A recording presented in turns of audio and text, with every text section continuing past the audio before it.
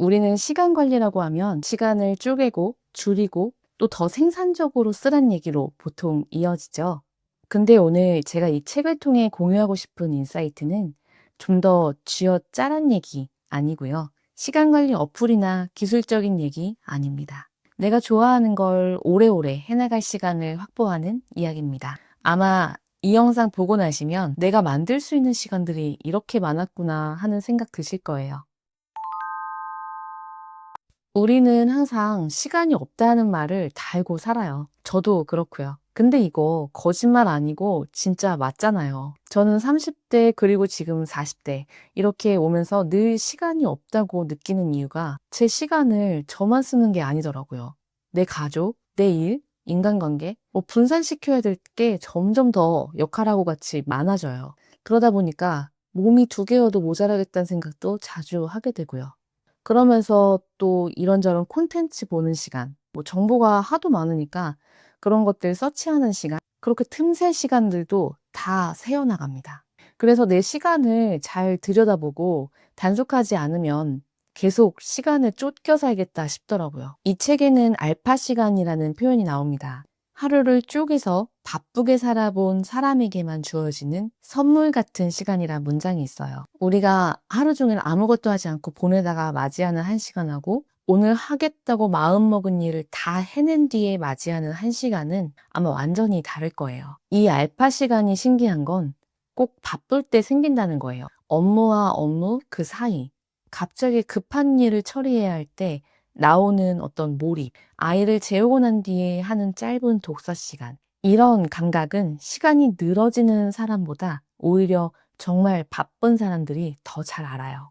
저도 육아와 일 병행하면서 정말 객관적으로 시간이 없어져 보니까 진짜 시간의 소중함이 피부로 와닿기 시작했거든요. 시간은 만들지 않으면 절대 생기지 않는다는 걸 알게 됐고, 이 말은 시간은 만들 수 있다는 말과 같아요. 아마 이렇게 만들어낸 시간들이 작가님께서 책에 쓴 알파 시간일 것 같은데요. 전 오히려 아이 낳고 키우면서 평생 독서량 중에 가장 밀도 있고 많은 독서를 했습니다. 시간이 없으니까 평소에 취미였던 독서가 우선순위에서 계속 밀리는 거예요. 책을 붙잡고 있을 시간이 없더라고요.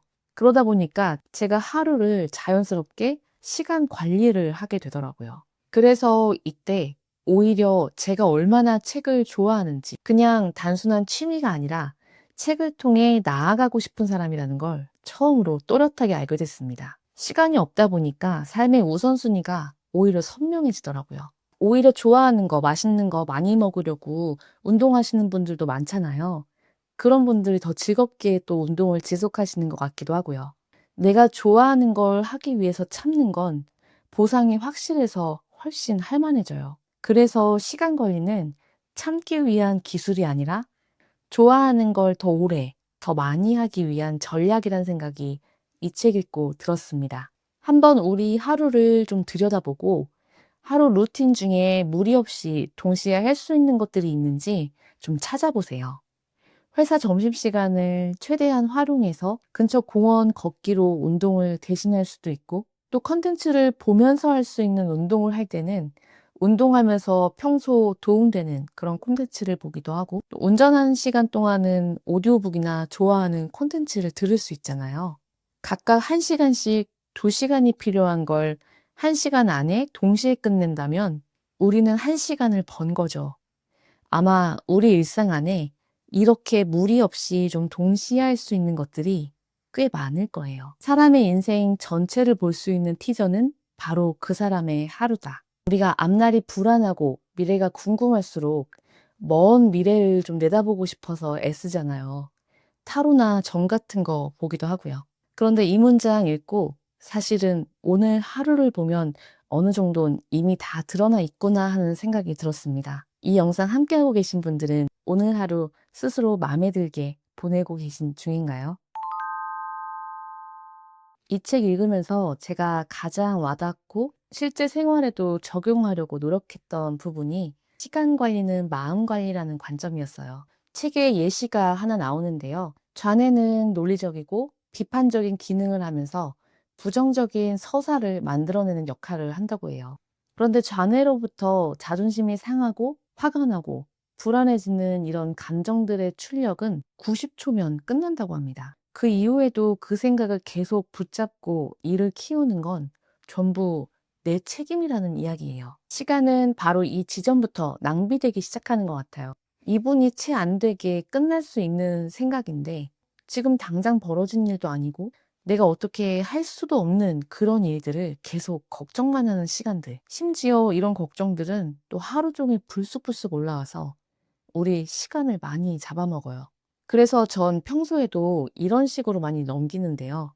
아, 미래에 내가 알아서 하겠지. 이건 미루기 위한 무책임한 말이 아니고요. 지금 어떻게 할 수 없는 그런 고민을 과감하게 삭제하는 저에게는 주문 같은 문장입니다. 그래서 전 고민이 좀 깊어지려고 하는 느낌이 들 때 지금 당장 그냥 할 수 있는 일을 합니다. 그래서 루틴이 중요한 것 같습니다. 루틴은 우리를 그냥 하게 만들어주잖아요. 준비보다 더 중요한 게 실행이고 또 큰 비용이 들거나 손해나는 일이 아니라면 경험적인 측면에서는 시행착오가 훨씬 더 우리를 앞으로 데려가 주잖아요. 책에는 이런 문장이 나와요. 누군가 해주겠지는 세상에서 가장 무책임한 말이지만 내가 결국 하겠지는 정말 근사한 말이다. 내가 나를 믿는 훈련을 하면 의심하는 시간이 줄고 실행까지 가는 거리가 눈에 띄게 짧아집니다. 이게 바로 시간을 만드는 능력이라고 이 책에서는 말해요. 그리고 이건 우리가 일상에서 좀 흔하게 마주하는 상황인데요. 시간 관리를 위해서 또 하나 정말 중요한 게 거절이라고 합니다. 작가님은 정말 유명한 변호사인 만큼 부탁도 토대도 많이 받고 하시는데 원래 거절을 잘 못하다가 시간의 비효율이 너무 커져서 연습하기 시작했다고 합니다. 그래서 친절하게 거절할 수 있다고 하세요. 우리가 싫은 거, 기분 나빠지는 거, 에너지가 계속 빠지는 그런 거에 계속 시간을 쓰지 않는 거. 이게 진짜 강력한 시간 관리를 위한 마인드셋인 것 같아요. 아이들에게 돌아가야 하는 시간이 정해져 있었기 때문에 작가님은 시간을 더 소중하게 쓰게 됐다고 하는데요. 저도 아이가 태어난 이후에 이제 시간에 대한 마음가짐이나 태도가 많이 달라졌거든요. 일단 시간이 부족하다고 느끼니까 시간 활용이 훨씬 더 치열해지더라고요.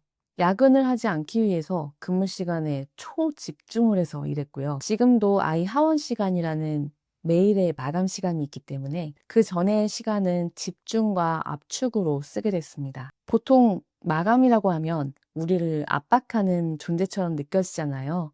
쫓기고 불안하고 스트레스 받게 만드는 거.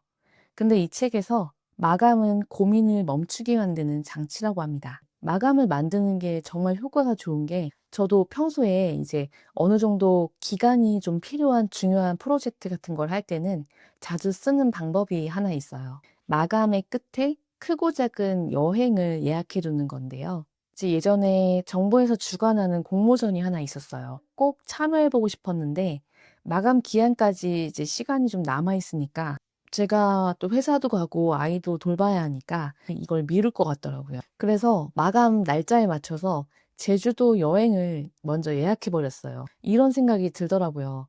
아, 이거를 마무리하지 못하고 여행을 가게 되면 여행이 즐겁지 않을 것 같다. 그래서 여행을 잘 즐기기 위해서 남은 기간 동안 공모전을 더 치밀하게 준비하게 됐고 최종 단계까지는 갈 만큼 좋았습니다. 그리고 잘 마치고 왔다는 기분으로 떠난 여행은 진짜 훨씬 더 즐거웠고요. 이건 독서도 마찬가지인데요. 그냥 사서 읽는 책은 중간에 덮게 될 때가 많은데 반납 기한이 딱 정해져 있는 도서관 책은 확실히 좀 더 집중해서 읽게 되더라고요. 그래서 도서관 이용이 많았던 시기에는 독서량도 훨씬 많았고 또 집중해서 읽었기 때문에 내용이 오히려 많이 남았어요. 작가님도 이런 생활 곳곳에 여러 마감들을 심어두시더라고요. 저도 앞으로 이 마감을 좀 더 적극적으로 활용해 보려고 합니다.